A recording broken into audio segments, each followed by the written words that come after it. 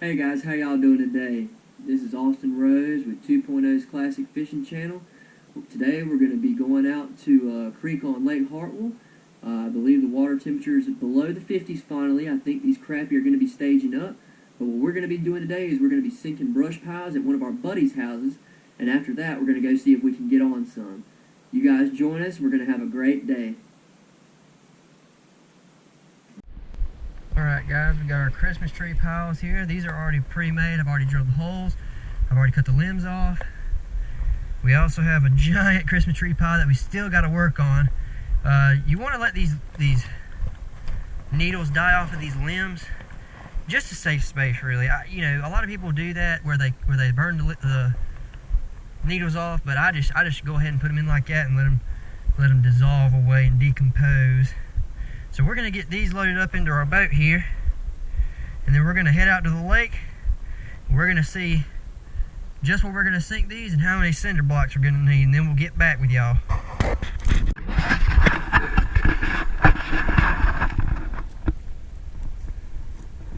Hey guys, we're down here on the water now. I'll show you guys down here at Royal's boat landing. Pretty good. Triple ramp. We are all loaded up, about ready to go.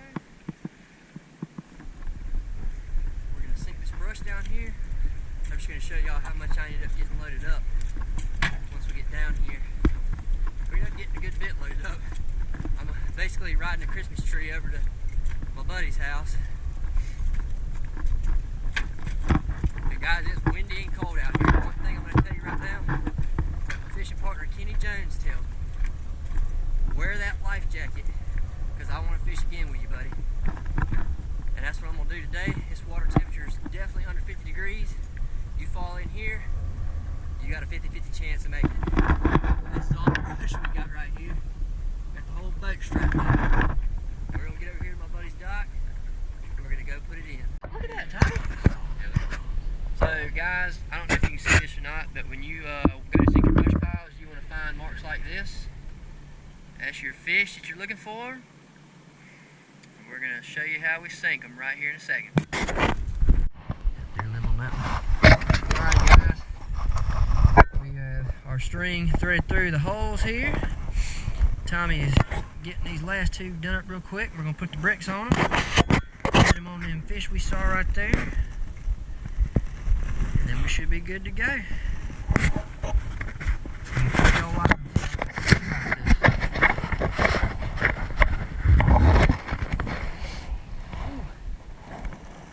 Man, this wind. I'm telling you, it's true. Here comes the boat right now.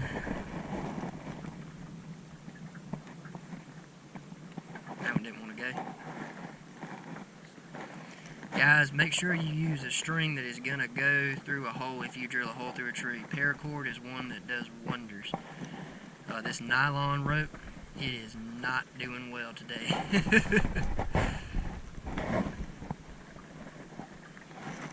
I'm going to put 4 on that one. Well, I'm going to do 3 or 4. 3 or 4 bricks? Yeah, I think I'm going to do...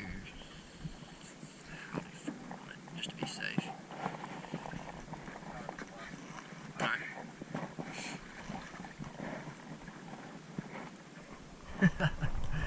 I think it was good and tight last time. I think it was just the rope. I think the rope was too weak. Paracord ain't gonna break. You have to drop you'd have to drop an 18-wheeler off that thing to break it. Let me know when you're ready. Oh, I'm good. You want to drop it in? Yep.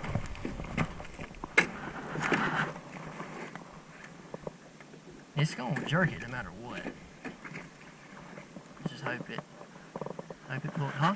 Oh, I thought you said it ripped. I was like, yeah, there it goes. There she goes.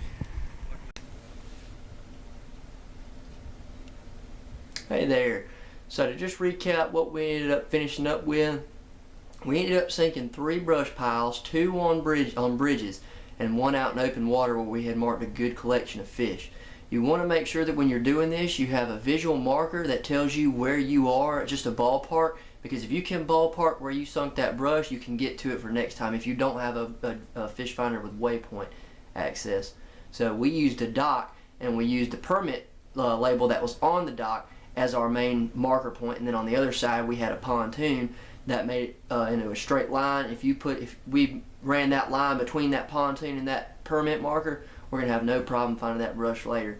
You want to make sure that you do mark your brush before you leave out so that you do see it on your graph, and if you do have access to waypoint on your fish finders, set the waypoint, and that way it becomes easy as that, just to go back to a waypoint, and that way you can keep up with 20-30 different piles of brush instead of having to use markers and writing it down in a notebook or keeping it in your mind.